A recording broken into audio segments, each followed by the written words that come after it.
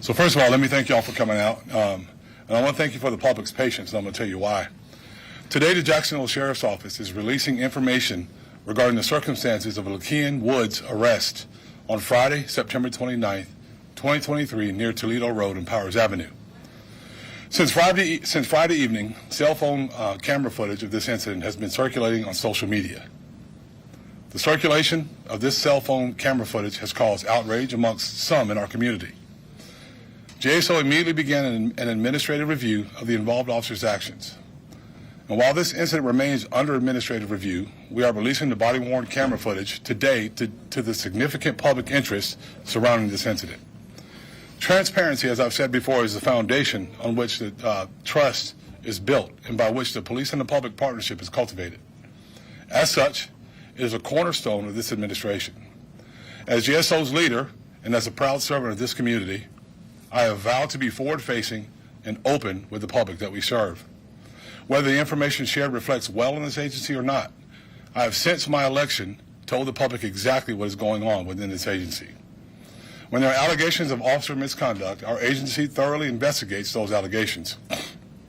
And when allegations of officer misconduct are sustained, we hold officers accountable. Accountability for officer wrongdoing is essential. However, equally essential is speaking up when our officers are wronged. Some of the cell phone camera footage that has been circulating since Friday does not comprehensively capture the circumstances surrounding Woods' arrest, and that is to be expected. Part of that stems from the distance and perspective of the recording cell phone camera. Another part of it stems from the fact that the cell phone camera did not capture the events immediately preceding Woods' arrest. Moreover, cameras can only capture what can be seen and heard. So much context and depth are absent from recorded footage because a camera simply cannot capture what is known to the people depicted in it. As a 32-year law enforcement officer, I understand the importance of thorough and complete investigations that are led by facts. One piece of evidence considered in a vacuum devoid of context and other information can lead to faulty and dangerous conclusions. When incomplete cell phone camera footage becomes the basis on which public opinion turns, the results can be equally faulty and dangerous. A rush to judgment, whether it be in a criminal investigation or in the court of public opinion, can lead to serious errors in judgment, errors that can have long-lasting consequences. On Saturday, I publicly stated that we were investigating the circumstances of Woods' arrest and the allegations of inappropriate use of force by involved detectives. However, I'm speaking out today, even with the investigation still pending, because it's now clear that some of the circulated cell phone camera footage has been intentionally altered to imply that one of the detectives kicked a handcuffed Woods.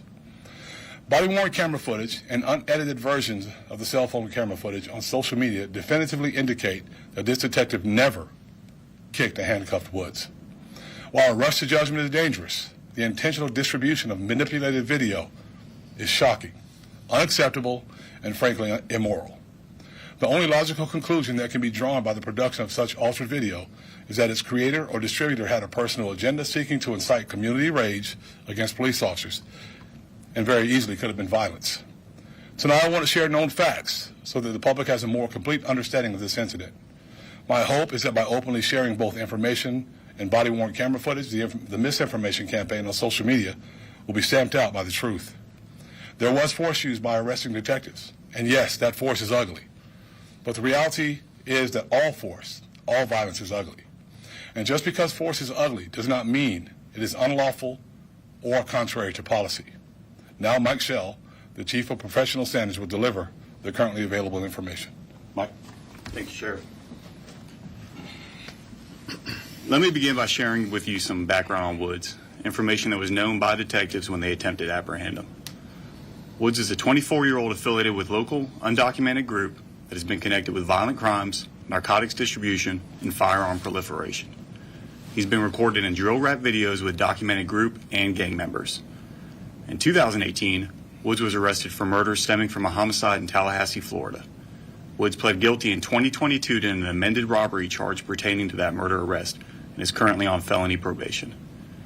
After observing Woods engage in a drug transaction at a gas station on Powers Avenue, detectives stopped the vehicle in which Woods was riding as the front seat passenger. As you will see in the following portion of footage captured by the body-worn camera worn by one of the detectives, The driver and backseat passenger immediately complied with police directives and were taken into custody without incident.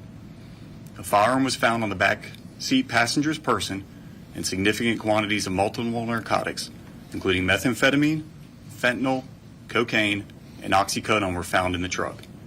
In this footage, you will see Woods flee from the front passenger seat and take off running. After Woods fled from the front passenger seat of the truck, a detective ran after Woods, repeatedly commanding Woods to stop. Ignoring police commands, Woods continued running. The detective then yelled at Woods that if he did not stop, he would be tased.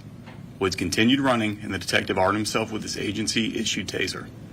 The detective deployed the taser once, and the device appeared to have no effect on Woods, who continued running. The detective then deployed his taser a second time, which appeared to immediately cause Woods to experience neuromuscular incapacitation. Woods immediately stopped moving and fell straight forward, hitting his face on the pavement. This impact immediately caused visible abrasions, bleeding, and swelling. When the detective attempted to take Woods into custody, Woods continued to resist arrest. While that detective was struggling to gain Woods' compliance, another detective arrived and assisted in gaining control of the resisting Woods. While Woods was unhandcuffed, the second detective kneed Woods in the upper torso and head area to gain compliance. Based on body-worn camera footage, it appears some of those knee strikes may have had contact with Woods' head. During the struggle, other gang unit detectives arrived to assist. These detectives ultimately overcame Woods' resistance and handcuffed him. Once handcuffed, but prior to being thoroughly searched and the handcuffs being properly tightened, Woods moved his secured hands back towards the area of his right front pants pocket. A detective repositioned Woods and directed him to stop moving. Woods was then positioned in an upright, seated position, and paramedics were called to the scene. Rescue responded and transported Woods to an area hospital for medical treatment. Woods was absentee booked on multiple criminal charges associated with this incident, including armed trafficking in methamphetamine, armed trafficking in cocaine, armed possession of a controlled substance, and resisting an officer. Once Woods' new local criminal charges have been disposed, he'll be transported to Leon County, Florida, to resolve his probation case in which he currently is on active probation. The altered cell phone camera footage, which is circulated on social media, depicts a detective kicking a handcuffed Woods.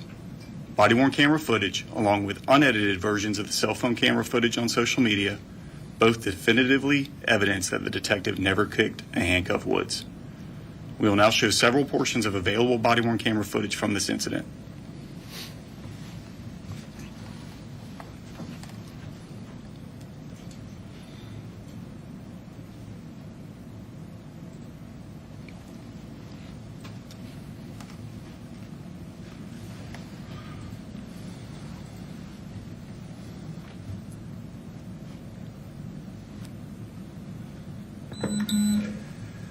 Here, we can just call him back to us. Let me see your hands. All y'all's hands. Turn the truck off. Yeah, 335. Let me see your hands, driver.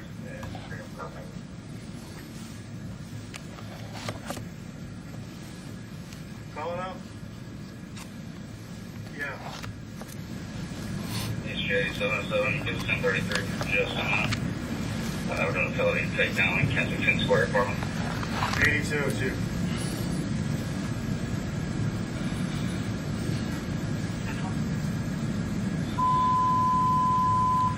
Oh, yeah, 733. J77's going to be 8204 Kensington Square. Hey, Chief, we got one running, all black, all black. Don't you fucking move. Hey, show me your hands, driver. Show me your hands. All black, black hoodie, black pants. I got like 3 here, so. Hey, we'll do an L formation on them so I can see who else is in the car. Who else is in the car? Who else is in the car? Nobody?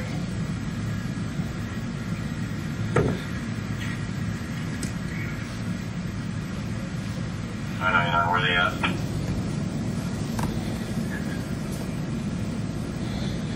Yeah, there's 2. Comfortable pulling them out?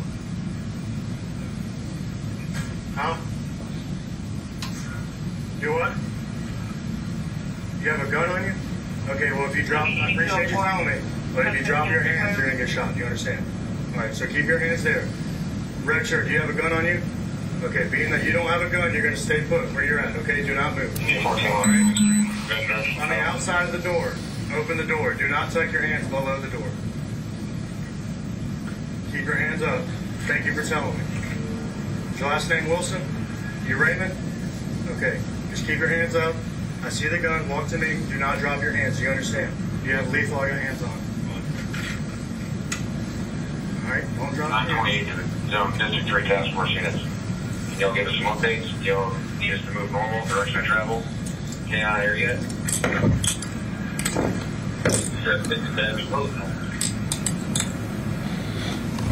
You got a 0? You have 537 in the area. Sit down on the ground for me. You got anything else? Over to you. Cross your legs. Cross your legs. All right, hey, we can walk in back to me. 877's going to be 8204 Kensington Square.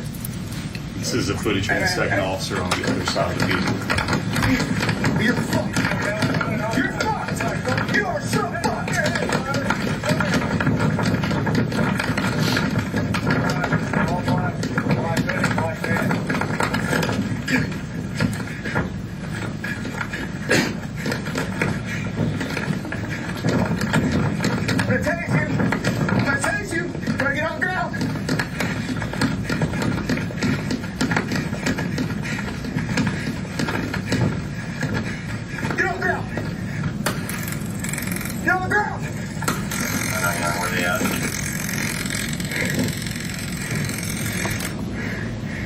Right, stay on your stomach. Put your hands on your back. Gonna get it again.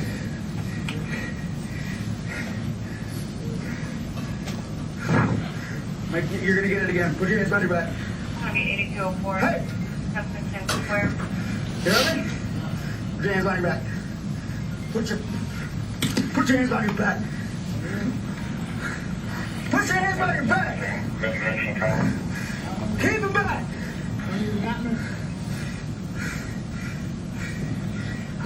Put your hands behind your back.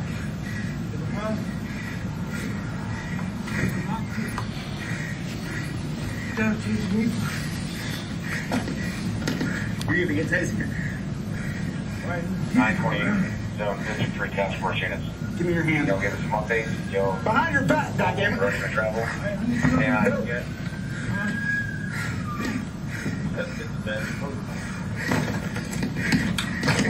Put your hand behind your back. All right, Get 537 in the area. get your hand behind your back.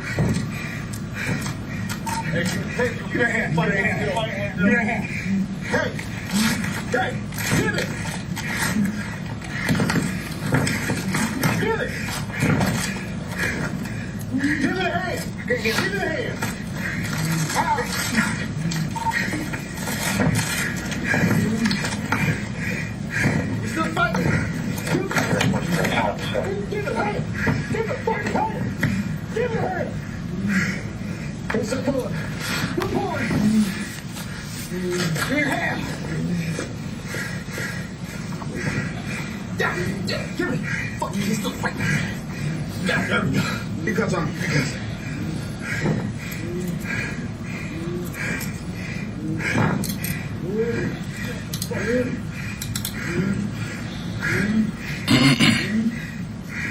Got it? No. Nope. Let me go ahead. Yeah, yep. You got it. 746 South Kensington Square. Jason, where are you? Nothing.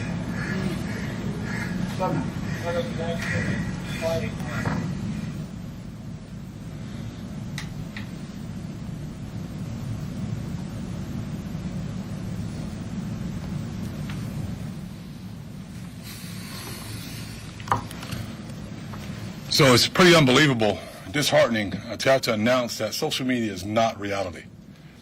Its content is not fact-checked by any entity. Because of this misinformation campaign by the anti-police fringe, our agency has come under fire and individual detectives' lives have been threatened. This intentionally misguiding manipulation of facts is wrong and dangerous, and I will not remain silent while the truth is buried to advance a particular agenda. The truth is Woods sustained facial injuries when he fled from police and was tased, fell face first onto the concrete.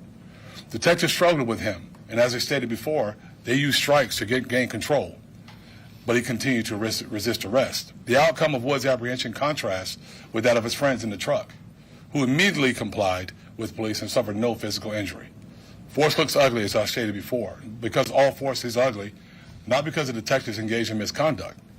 And based on the currently available information, the agency believes that the involved detectives acted appropriately with respect to the law and JSO policy. When an officer does wrong, I'll stand up here and tell you straight. I'll be honest. When a person hiding under the anonymity of the internet does wrong to an officer, I will also stand up here and tell you. And effective immediately, a critical incident briefing of this incident itself, which includes portions of the detective's body-worn camera footage, is available on all JSO media platforms and YouTube. Additionally, complete versions of all detectives' body-worn camera footage is available or will be very soon on JSO's transparency page. And I urge members of the public and the media to review both this briefing and the body-worn camera footage for more complete understanding of the nature and circumstances of Woods' arrest. And I'll take any questions if you guys have any. Sheriff, I was trying to, Scott Johnson, Channel 4, I was trying to understand what I saw as far as the manipulation. Did they move the person's foot closer to the body in the manipulated video? Is that what I was seeing? Yes, It's so hard to follow. it was shot, and what we tried to show you at the end, I don't know if we can get back to that still shot, but what we tried to show you at the end was the officer actually, his right leg, it looked like he was either stretching or he hurt it. So we did this a couple of times, and then he turned around. When he turned around, he just did this, and it looks like the video was reversed to make it appear he had kicked the individual. So there's a cell phone that's sitting very close, in close proximity, about 6 or 7 feet away. If you see where that officer is, first you see no movement of the suspect's head because he wasn't kicked. But if you see where that officer is, he couldn't have reached him with the movement of his leg, which is the disappointing part. We've gotten some really weird calls up at our dispatch center, and we just want to get this out, make sure people understand. Like I said, it's not beautiful to look at. It never is. When you're in the trenches and you're doing this kind of work, it's not easy. But it's definitely necessary for us to do. In the arrest report, it said that he continued kind of reaching for his waistband. Mm-hmm. Did he have a weapon on him, or did it just appear? Well, there's the unknown, Scott. There's the unknown. The problem is it's very easy to always go back and look and say, oh, he didn't have a weapon. But at the time, they had already seen a drug transaction. They knew he had a gun in his pocket. They had no way of knowing that he had transferred the gun to another individual inside the car. So when they're going through this and they're asking for his hands, they're trying to make sure that he's not reaching around to grab something. And I don't know if you've ever tried this or not. You take 3 or 4 guys. If a person wants to resist, it's very difficult, especially when you're trying to use tactics and not wail away and do things you shouldn't do. Sheriff, what is the current status of these officers that were involved with this by chance here? They are working today, as they should be. What was your reaction when you saw his mugshot with those injuries to his face? I mean, when you see injuries, you know that there was an issue. So you look at the video and you see when you face plant on concrete, that created some serious injuries. So you say, I need to look and find out what happened, see what happened. I probably got tagged so many times on social media with that, which is fine. I'm good with it. And we got started right away. So thanks for tagging me.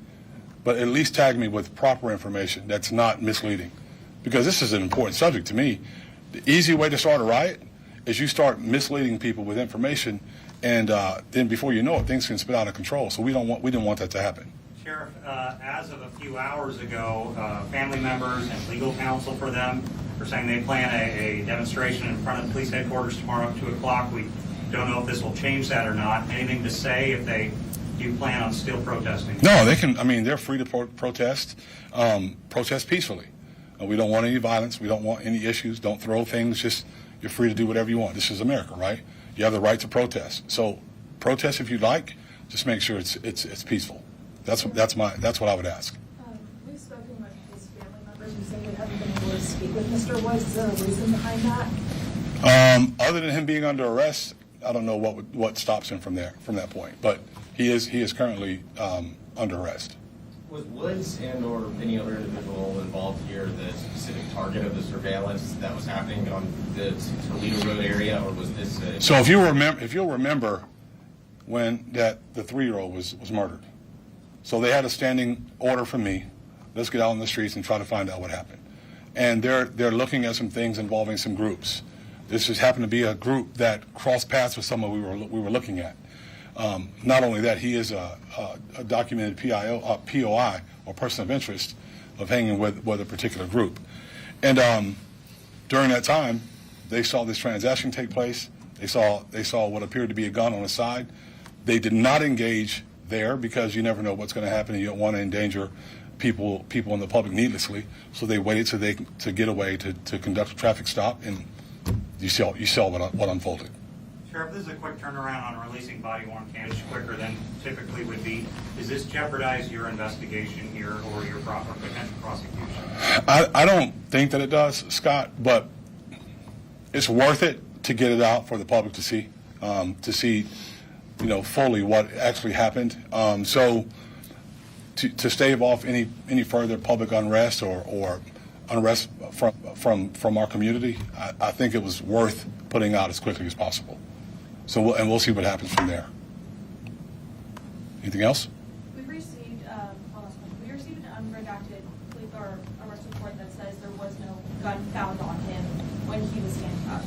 So you're saying that gun was in the car? I don't know if you missed that part, but apparently he passed that gun off to the back passenger who had it. And I can't stress enough, right? When we're asking for compliance, not that we're the ultimate masters of the universe. That's not what we are. But driving in the state of Florida is a privilege. If you decide that you're going to drive in the state of Florida and you get stopped by the police, compliance is necessary. And I think for anyone that would like to say that we just want to hurt young men or young black men in our community, there was 2 in that car, one with a gun in his waistband. You see how easily and how successful it was to take him into custody without issues? What happens is when you raise it to a level where it turns into foot chases and you fight, then you have these unfortunate circumstances. That's why that stuff happens. Sheriff, family members have reached out to us saying there might be more video of him having his head shoved into the ground. Do you know anything about that? There's going to be plenty of video. There's going to be plenty of video coming out outside of that, what we want to show you, and all that stuff's in there. Everything for everyone to see is in there. We wanted to get the kick out. We wanted to let you see the traffic stop, and everything else is in there. So you'll be able to see it on YouTube and everything. Just to follow up to my question about him being under arrest, and he said he wasn't able to contact family members. Does he not get forwarded phone calls from being under arrest? I don't know. We have to find out for you. I mean, he's under arrest in the hospital or at the hospital. So currently he's in the hospital, he's not back? The last I checked, he was at the hospital. We'd have to find out. Anything else? Thank you. Again, you just